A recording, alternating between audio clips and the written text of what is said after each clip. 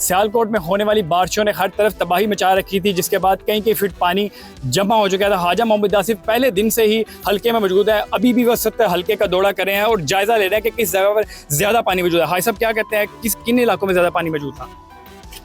के इलाका तकरीबन आधे से ज़्यादा शहर जो है वो पानी में डूबा हुआ था और अभी भी पानी पूरी तरह जो है उसका निकास नहीं हुआ। अभी भी ये देखें, इस आबादी में आपका कैमरा देख सकता है कि पानी खड़ा है। तो लेकिन बारिश जो है वो हल्की हुई है और पानी का जो चढ़ाव है वो अब उतर रहा है। तो अब ये है कि ये रेस्टोरेशन होनी है इंतज़ामिया ने और हम लोगों ने, हमारी भी ज़िम्मेदारी है कि ये जितनी जल्दी हो सके ज़िंदगी जो है वो नॉर्मल हो, रूटीन के ऊपर आए।